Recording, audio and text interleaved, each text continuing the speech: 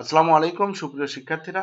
নবম ও দশম শ্রেণীর সাধারণ গণিত অধ্যায় ২ সেট ও ফাংশন রাজশাহী বোর্ড ২০১৯। এই প্রশ্নে এ একটি সেট এটি তালিকা পদ্ধতিতে দেওয়া আছে এবং বি একটি সেট এটি সেট গঠন পদ্ধতিতে দেওয়া আছে এবং এস একটি সেট এটি একটি ক্রমজোড় সেট যার এক্স উপাদানগুলো থাকবে বি এর মধ্যে, ওয়াই গুলো থাকবে বি এর মধ্যে এবং শর্ত হলো ওয়াই থেকে 2x মাইনাস করলে শূন্য হতে পারে। ক নাম্বার সি সেটটিকে তালিকা পদ্ধতিতে প্রকাশ করতে হবে। এটি সেট গঠন পদ্ধতিতে দেওয়া আছে। এখানে বলা হয়েছে x belongs to n অর্থাৎ x গুলো স্বাভাবিক সংখ্যা হবে এবং একটি রাশি দেওয়া আছে x square minus 9 equal to 0। এখান থেকে x এর মান যেগুলো স্বাভাবিক সংখ্যা সেগুলোই হবে সি সেটের এলিমেন্ট। ক নাম্বার দেওয়া আছে c equal to x belongs to n such that x square minus 9 equal 0। তো এখানে প্রদত্ত রাশিটি হলো x square minus 9 equal to 0। তো আমরা x ইকুয়াল টু কি করতে পারি 9, তাহলে আমরা স্কয়ার উঠে দিলে 9 এর উপর বর্গমূল হয়, 9 বর্গমূলে প্লাস মাইনাস 3 মান পাই। তো যেহেতু x বিলংস টু n স্বাভাবিক সংখ্যা গণনাযোগ্য সংখ্যা, তাহলে x শুধু 3 গ্রহণযোগ্য হবে, ঋণাত্মক সংখ্যা গ্রহণযোগ্য হবে না। এরপরের প্রশ্ন খ, পাওয়ার অফ a নির্ণয় করো। কোন সেট a এর উপাদান সংখ্যা n হলে পাওয়ার অফ a এর উপাদান সংখ্যা টু দি পাওয়ার n হবে। উক্তিটির সত্যতা যাচাই করো।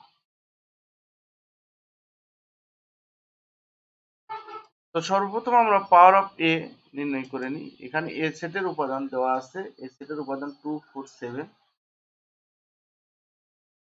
সুতরাং পাওয়ার অফ এ হবে 2 4 7, অর্থাৎ এগুলোকে যতগুলি উপসেটে বিভক্ত করা যায় প্রত্যেকগুলো সেটগুলো মিলে পাওয়ার সেট হবে। তো এখানে 2 4 7 আলাদা তিনটি সেট হবে এবং 2 4 নিলে একটি সেট হবে, 2 7 নিলে একটি হবে এবং 4 7 নিলে একটি হবে এবং 2 4 7 একটি বা আর একটি ফাঁকা সেট। তো আমরা পাওয়ার অফ এ নির্ণয় করব 2 4 7 2 4 2 7 4 7 2 4 7 এবং ফাঁকা। এখানে এ এমটি সেট অর্থাৎ ওরি, এ এর উপাদান সংখ্যা 3 হওয়ার কারণে পাওয়ার অফ এর উপাদান সংখ্যা পেলাম 8টি অর্থাৎ টু দি পাওয়ার 3। তেমন যদি এর উপাদান সংখ্যা এনটি হয়, সুতরাং কোন সেটের উপাদান সংখ্যা n হলে পাওয়ার অফ এর উপাদান সংখ্যা টু দি পাওয়ার n হবে।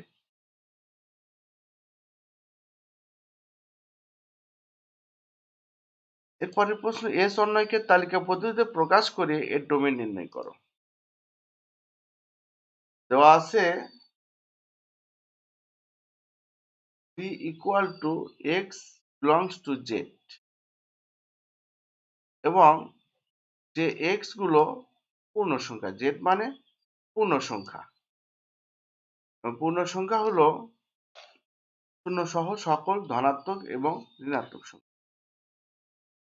তো এখানে শর্ত দেওয়া আছে কোন পূর্ণ সংখ্যাগুলি b এর উপাদান হতে পারবে।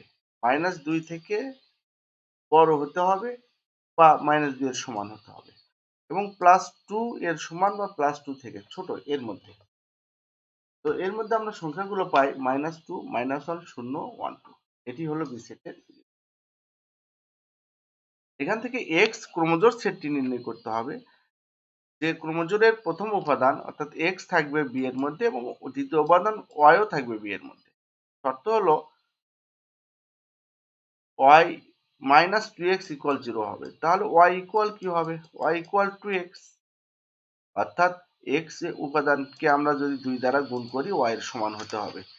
সেগুলোই হবে এই s এর এলিমেন্ট। তাহলে s এর শর্ত y -2x, তাহলে y ইকুয়াল 2x। এখন প্রত্যেক x বিলংস টু b এর জন্য y ইকুয়াল 2x বের করি। x x এখানে পাবো -2 -1, অর্থাৎ বি সেটের যে উপাদানগুলো আছে সবই হবে x x 0 1 2।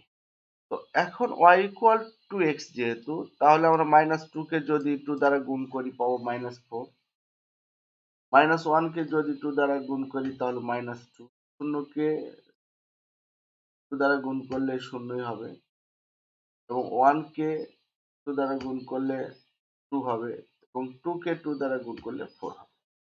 এখানে লক্ষণীয় দেখো, y এর মানগুলো দেখো, b এর মধ্যে -4 নাই এবং 4 ও নাই, তো -2 আছে, 0 আছে, এগুলো b এর মধ্যে আছে। যেগুলো b সেটের মধ্যে থাকবে সেগুলোই গ্রহণযোগ্য হবে, এগুলো b সেটের মধ্যে আছে। -4 না থাকার কারণে এই ক্রোমোজোট দুটাই চলবে না, এই ক্রোমোজোট চলবে না। তাহলে এখানে -4 is not belongs to B, B এর মধ্যে নাই। তাহলে এই ক্রোমোজোর, এদের দ্বারা গঠিত ক্রোমোজোর হবে -2 -4, এটা এস এর মধ্যে থাকবে না। এটার দ্বারা গঠিত ক্রোমোজোর 2 4, এটা এস এর মধ্যে থাকতে পারবে না। একটা উপাদান না থাকলে অন্যটিও থাকতে পারবে না। তাহলে ক্রোমোজোর এই দুটো মিলে একটা ক্রোমোজোর হবে, এই দুটো একটা ক্রোমোজোর হবে, এই দুটো একটা ক্রোমোজোর। তাহলে -1 -2 একটা ক্রোমোজোর, 0 0 একটা ক্রোমোজোর, 1 2 একটা ক্রোমোজোর। তো এখন এ এবং এস এর ডোমেন হবে -1 0 এবং 1, -1 0 এবং, তো এ প্রশ্নে শুধু ডোমেন নির্ণয় করতে বলা হয়েছে, সম্ভবত রেঞ্জ বলে নাই। তো আমরা ডোমেন নির্ণয় করে দিব। তবে আমরা রেঞ্জটা জেনে রাখি যে ক্রোমোজোর সেটগুলোর প্রথম উপাদানগুলো ডোমেন এবং দ্বিতীয় উপাদানগুলো রেঞ্জ।